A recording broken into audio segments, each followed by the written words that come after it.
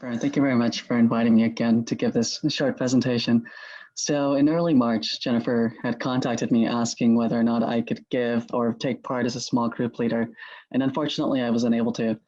But after some discussion, we ended up deciding to do this short workshop where we're going to try to provide you guys with some tips on how to navigate the lab environment as an undergraduate researcher and how really best to utilize this summer research experience to facilitate you as you go on throughout your career.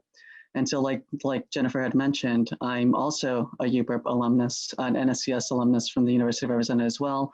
And I've mentored a number of students through UBRP, MHD, Blazer, and a number of other programs like WISE as well here at the U of A. And so I have some experience, and that really all has led a lot of people to believe that I am qualified to give this presentation. And so I'm going to do my best here to sort of present some recommendations and really lead you guys through an exercise-driven workshop to navigate primarily conflict resolution. And so one of the key themes that I've recognized as a mentor of a number of students is that when you're in a lab, you're interacting with a lot of people. And sometimes that can give way to conflict. Now, conflict isn't always bad, and oftentimes it gets a bad rap. It just means that there's either a dispute or there's something that you disagree on. And so this workshop really is meant to help you navigate strategies and really adopt strategies to try to circumvent those, plan ahead for those. And when you do come upon in those cases, try your best to think about ways to mediate those conflicts. And so I guess the first thing that I want to mention, and something that I always mention to my students, is, let me share my screen here rather than just like talking about this. Yeah, sorry, just a sec. Perfect. Okay, so that's me. Is that one thing to remember as an undergraduate researcher is that you're working with not just co-workers, but with people. And in order for you to cultivate a positive work environment, you have to be able and willing to recognize the humanity of your peers. Not only are you working with a scientist, and you guys yourselves are scientists, but those scientists are also humans outside of that as well, with hopes, dreams, and aspirations outside of the lab. And so one of the things that you guys should hopefully start recognizing in not just this sort of environment, but in other environments is empathy goes a long way in sort of cultivating these sorts of positive work environments. And so one way that you can go about doing that, especially in the lab setting, is to talk about your interests outside of lab. And now that might sound a bit counterintuitive and all, but it really goes a long way in cultivating positive relationships with your coworkers, especially with your mentor or with other students who are doing projects in the lab. And so if you haven't started out yet, you're probably in a remote setting like Jennifer had mentioned, one thing that you might want to do is to reach out to students in your lab, reach out to your mentor, and just have conversations about what they like outside of research, and maybe even if you want to get back into talking about research, why they got interested in research in the first place. When I have my initial meeting with students, these are topics that I talk about, and it really helps set the stage for determining whether or not the lab is a good fit, but also whether or not your personalities are a match. And so hopefully identifying points of interest will help you navigate these initial interactions. And so this first exercise is meant to sort of do that, but for your small group exercise, sort of like an icebreaker. So at this time, I think we're going to give you about 5 minutes to discuss your interests outside of your lab with your small group. You can talk about anything. This is meant as a way for you just to get to know those whom you're talking to. It also sort of sets the stage for the sort of deeper discussions we're going to have later. It's easier to have these discussions with people whom you have some connection with. So just to go off of what we did just covered a little while ago, is that if you ever end up running into conflict when you're in lab, whether that's a dispute about what's the best sci-fi film, whether or not you deserve authorship, things along those lines. So I've listed a number of examples here: effort in the lab, inappropriate workplace behavior, miscommunication about expectations, and differences in opinion.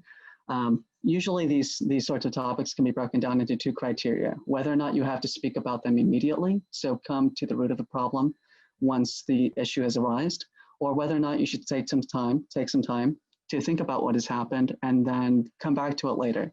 And so oftentimes these sorts of things depend on the urgency of the matter. We're in a lab setting, and oftentimes people either do things unintentionally or intentionally that target a group of people. And if that ever happens, unfortunately, the onus is on the person to speak up, and that shouldn't be the case whatsoever. But one thing that I do recommend is that if you ever end up being in a situation that requires an urgent response because someone has said or done something that's made you feel uncomfortable in the lab setting, that you speak to your PI during your initial meeting, or your mentor, whoever your secondary mentor is, and notify them that you have trouble in terms of communicating about conflict at any time. And hopefully the idea is that that mentor will help mediate discussions between you and whoever else is involved to talk about those things. And so these are the sorts of things that I want you guys to think about as you're going through lab. Is when you do come into contact with conflict, or conflict comes in contact with you, which is more usually the case, how do you approach it? Do you approach it urgently? Well, it all really depends on the nuance of the lab, your previous interactions with that person, your ongoing interactions with that person, a number of other things as well.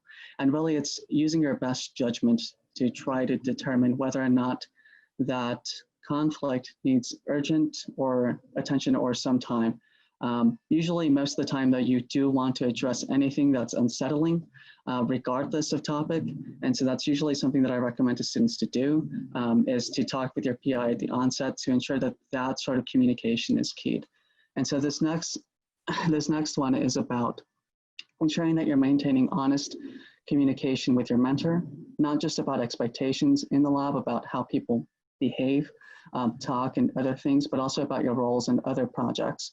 And so as you're going through the lab, one of the discussions you should have had up to this point, and if you haven't been in lab still, that's okay. One of the discussions you should have with your mentor is, what is your project? Clearly define the goals, hypotheses, and other things related to your project that will help facilitate your transition through the lab. So what are the methods, techniques, or other things that you're going to have to learn while in lab to help best facilitate your experience during the summer?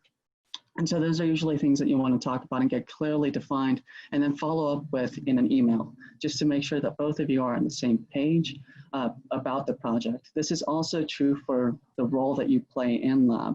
So oftentimes projects are sort of broken down amongst people. Various people can have multiple roles within a project, and you want to get that defined as well. One reason why you want to get that defined is oftentimes you might run into a situation where two people are assigned onto a project.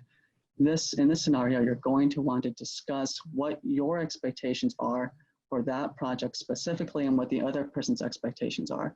That way, the both of you and your mentor also recognize what aspects of the project you have to do versus what other aspects of the project are another person's responsibility. And this is just one really good way of sort of mediating conflict in a lab, primarily because it's sort of, you know the do's and don'ts of what it is you're responsible for. And whenever something comes up, you can point to, well, this is the sort of thing that I was assigned to do, and then you can plan based off of that for future things. And so what I want you guys to talk about in your small group settings, and hopefully it works this time around. If it doesn't, that's okay. We'll just sort of try to mediate those interactions here, is what are reasonable expectations for yourself and for your mentor. So I want you guys in your small group discussions to talk about what you think is a reasonable expectation for yourself. What do you think are reasonable expectations to have of your mentor? What do you want to get out of your experience? Usually these two things are aligned. Hopefully they're aligned. Is that the sort of experience that you want to get out of your summer research program should align in some way to what your expectations are. So whether or not that's learning a new lab technique, learning how to communicate science, things along those lines. And also, how do you approach your mentor if your expectations are not being met? You as an undergraduate researcher are entitled to talk to your mentor if you feel unhappy about your research not progressing the way it was supposed to or intended to be. If your project ends up turning into something else, sometimes that's just science, sometimes you analyze some data and it turns out you're going to have to analyze a completely different set of things. Sometimes that's just scientific, the way science goes. In other cases, you're assigned to a project that you weren't originally brought on to do. And so you might feel feelings like you were misguided at the onset. And so how do you best mediate those interactions with your mentor? So so I hope that you all sort of talked about what are the reasonable expectations for you to have of your mentor, what to have reasonable expectations to have of yourself, and what to do when your expectations are not being met. And oftentimes these are really good things to talk about because there's sort of this power dynamic that you as a student have to navigate when you're having these discussions. And oftentimes these discussions, there are barriers to these discussions because there is that power dynamic present. And so this next portion of the workshop is really talking about what that lab hierarchy is, because it's something that I think all students need to recognize as they're going into a lab, is that oftentimes labs institute a lab hierarchy to maintain structure, and they rely on this structure to ensure that there is some level of productivity. So as a project is going from one to one, that there are multiple points at which there can be some sort of supervision. And so usually the lab hierarchy looks something like this. There's a high school student or someone much younger than you, and this does happen, and on some occasions you might be assigned to mentor that high school student. And if that is the case, congratulations. It's a really wonderful experience. So, and then after you, there's usually a lab technician, and then following the lab technicians, there's also likely a baccalaureate researcher, then a graduate student, then postdoctoral researchers in line with lab managers, and then finally the principal investigator or your PI. And so the principal investigator usually is your primary mentor. They're your primary point of contact that you're going to have communications with. And if you ever run into conflict, this is the person that you want to also involve as you're having these discussions, because they really should be there to help mediate these conflicts, especially if you feel somewhat uncomfortable having these sorts of interactions. Because they're at a much further stage of their career, they should be able to have these discussions more objectively in the sense that they're not tied to any one particular person. And so they should be able to help mediate these discussions in the sense that they're able to give full attention to both parties involved. And so that attention is distributed equitably, and so that all sorts of conflicts, all underlying issues can be addressed. And so one of the things that this really requires in lab, and one of the things that I've noticed is oftentimes when these sorts of things do arise, mutual respect is absolutely key. When either any person in this sort of pipeline is not respectful of another person, and this might all seem like it's intuitive. If you're not respectful of your lab technician, they may not be respectful to you, or if you're not respectful of your secondary mentor, in your case, maybe a postdoc or a graduate student, or you're not feeling respected yourself, these can all be barriers to your ability to communicate about any sorts of complaints, grievances, or just discussions about the progress of your research project. And so in order to cultivate a positive experience for your research as you're going through the summer, especially because we're working remotely, and I think this is something that's especially critical, is that when you're talking about these things, and it might feel like there's some disconnect because you're usually talking about this over some sort of technical device, it might feel a little hard at first. So really setting the tone there for having this mutual respect is absolutely critical. And so what I want you guys to do now is to sort of have these discussions about what your preconception of the lab structure is like. Specifically, I want you guys to talk about what you think people's roles in these environments are. What do you think the lab tech does versus a post-bac researcher, a graduate student, a postdoctoral researcher, a lab manager? And what is the role of these as you're going through it? Because this will really help set the stage as we start to really try to chip away at understanding, not chip away at the structure of the lab hierarchy because it's there for a reason, but understanding why it's there in the first place. So if you guys, we can go ahead and break out into these discussions. So again, this workshop is primarily exercise driven. So participation is key. And so as you all have hopefully have talked about is that the lab hierarchy is there. The structure is there. I'm going to refer to it as structure. Is there really to help maintain productivity and organization. And sometimes, well, from lab to lab, it differs. What the lab structure looks like, the implementation of that structure overall might change. And so different people are going to have different experiences about that specifically. And so it can change from one person's perspective to another. But what do you do when you come into a scenario when you have to have an uncomfortable conversation with your mentor because your expectations or the interaction just isn't working out with that mentor? And so these are instances in which I think that you are entitled to definitely talk to your primary mentor about maybe transitioning to a different secondary mentor within that lab. And so I just want you guys all to know that you guys are all entitled to these sorts of discussions. These are discussions that you should be aware that might happen, especially if there is friction between you and your mentor. It happens, it's not uncommon.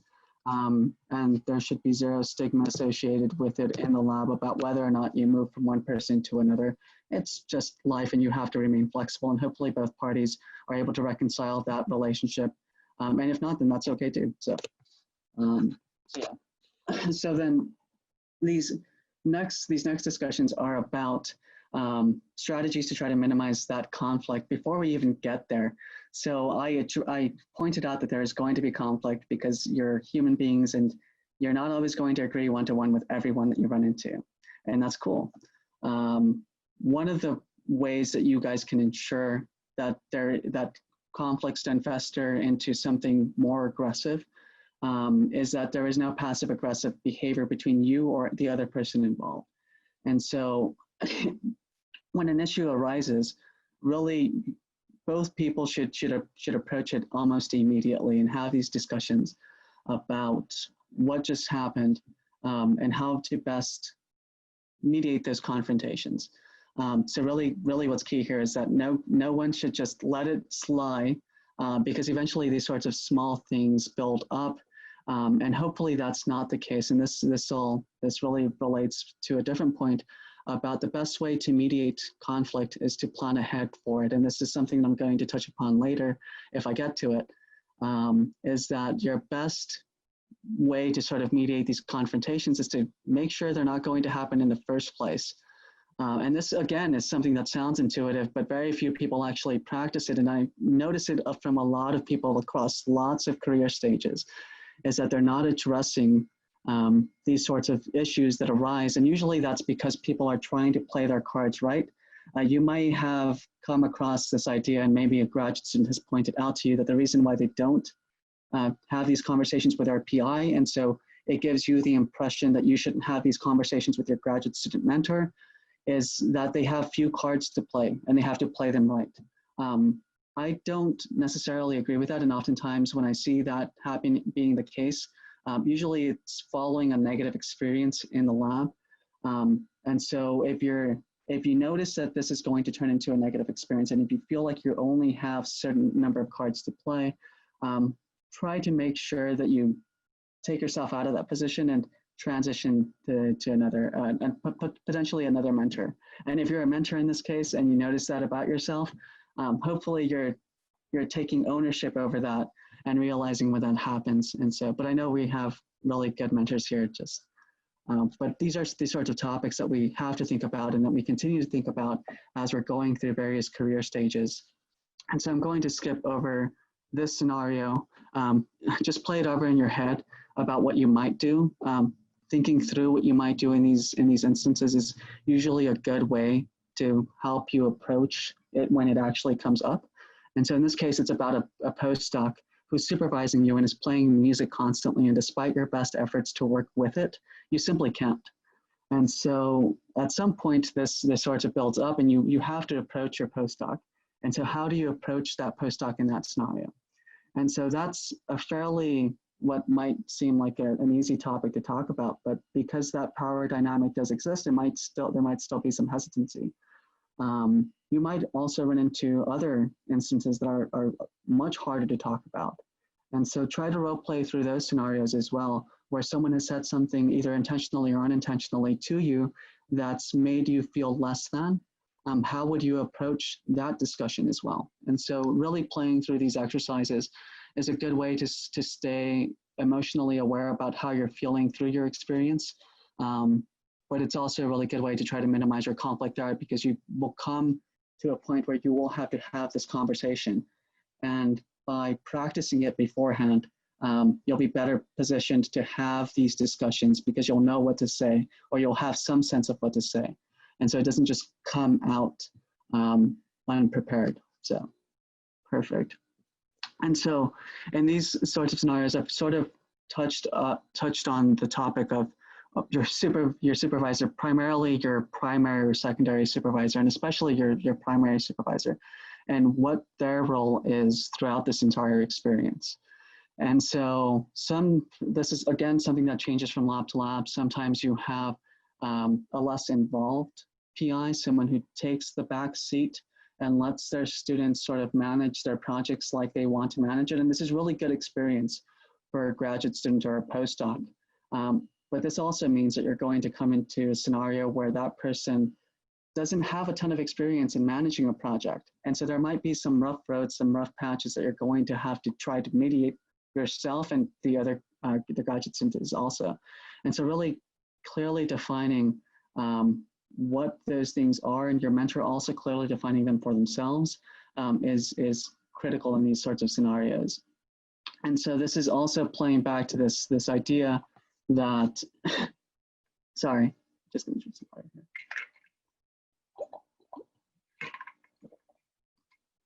That choosing who you're interacting with is absolutely key. And so also in these sorts of scenarios, it's absolutely essential. And I think that you as a mentee or a supervisee are able to approach your mentor about absolutely anything whatsoever.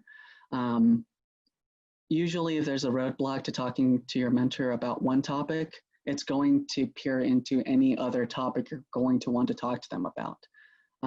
It may not be completely peering into that topic, but there might still be some hesitancy about what words you're using, and so your comfort about what you're saying about a particular issue might be stagnated because of that as well. So really keeping an eye on whether or not you find that your PI or your supervisor or your mentor are approachable is absolutely essential here. And so I'm also going to skip over this exercise.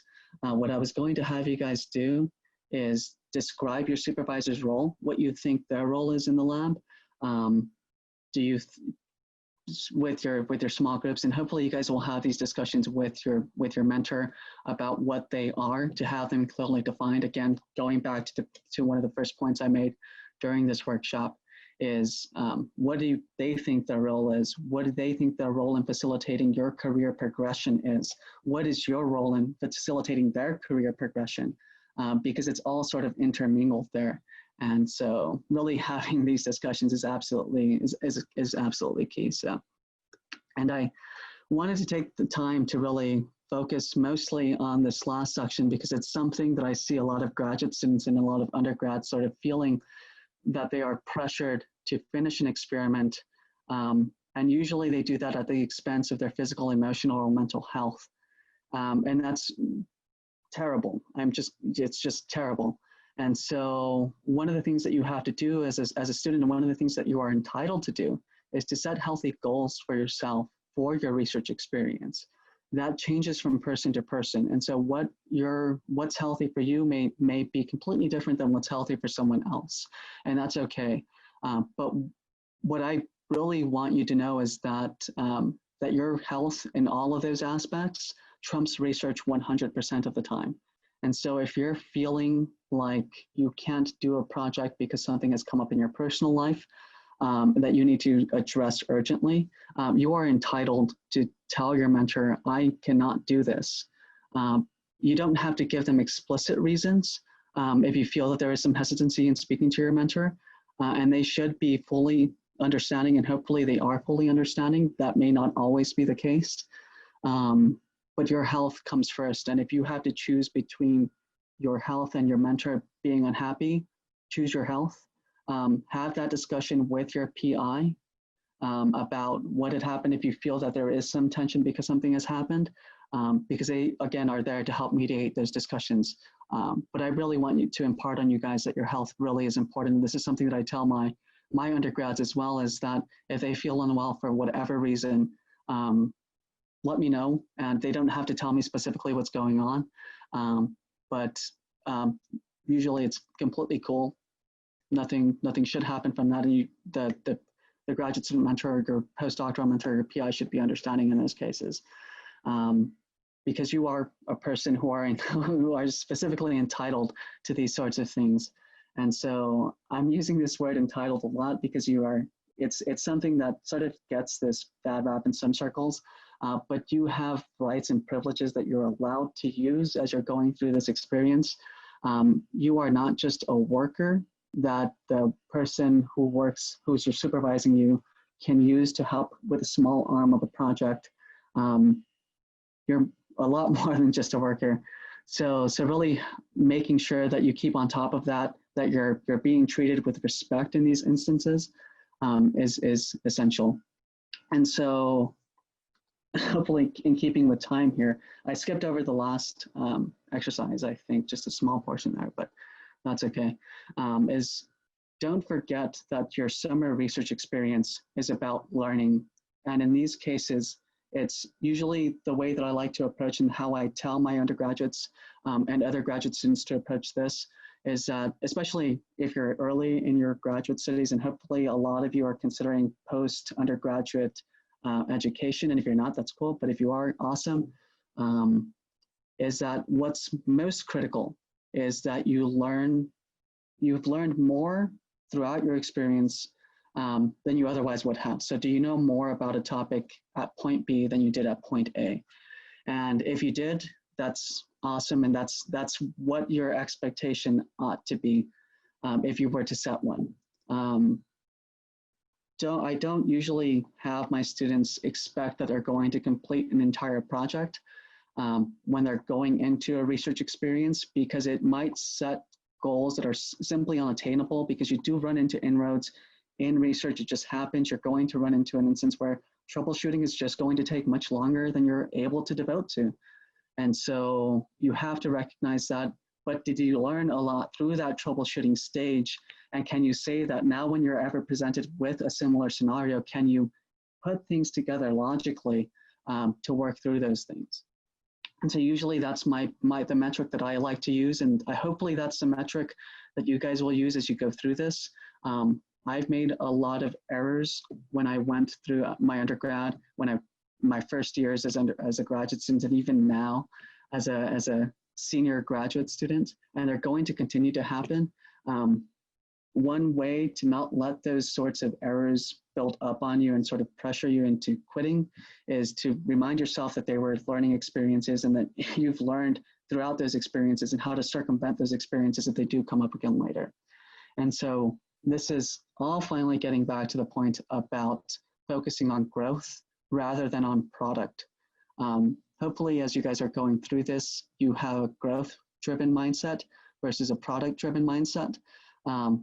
Because again, things happen as you're going through research, and you're not always going to be able to finish a research project. Sometimes it might take 2 graduate students to finish a research project, and it's sequential. So don't feel less than because you weren't able to finish an arm or an entire research project that you got to. So the goal here really is in defining your growth throughout this. And so what I want to leave you guys with, and hopefully you guys have all in some sense sort of taken this in, is that conflict is common. It's going to happen. To get out of it, communication is key. And in order for you to have those tough and or meaningful discussions, you have to be able to recognize the humanity in each other, especially in yourself, and in order to build on top of that foundation for further growth as you guys progress through your research career. And so one of the things that I was going to have you guys do, and I'm not going to ask you to do this, but hopefully you guys do take it upon yourselves to do this later, is to set up some time with your mentor to have these discussions about what their expectations are, to see if your values do align. And if they don't, then talk about ways that you can principally come to some decision about what's appropriate for the both of you. And if nothing from there, then go back to the point 4 where I said maybe you'll just have to switch a mentor, and that's okay. But really having that initial meeting where you're setting the stage for the rest of you're hopefully not going to just be in your lab for just this summer. Hopefully it'll continue beyond this summer and into the academic year. And so you're going to know this person for at least a year, if not 2 years of your life. And so really having these discussions is really good. And it's not just good in your lab setting, it's good anywhere outside of in any work environment. And so hopefully you guys are taking some points from here to help you mediate these confrontations and discussions to really get something meaningful out of them. And so with that, if you want to know more about how to mediate conflict, how to be mindful of each other, I just put some references on here. I can send that to Jennifer to disperse to all of you if you guys want. I'm happy to share this with you if you guys want them individually as well. I'm just going to show a picture of my lab because it's through them that I've learned to be the sort of mentor that I am now, and through other experiences as well. And so I couldn't do what I do, and I wouldn't have the mindset that I do if it weren't for the healthy practices that my mentor, Julie, has imparted onto me. And if it weren't for my undergraduates, Eddie Vargas specifically, who nominated me for Graduate Student of the Mentor the Year Award, and also Irene Bodwell, who's also a UBRP alum. So this is Eddie here, and this is Irene, and the other lab members as well. And so thank you for inviting me to give this sort of workshop. I apologize for all the technical difficulties, but I hope that everyone got something out of it, even if it was just one point. Again, communication is essential, and hopefully you guys are practicing this as you go through this. So thank you.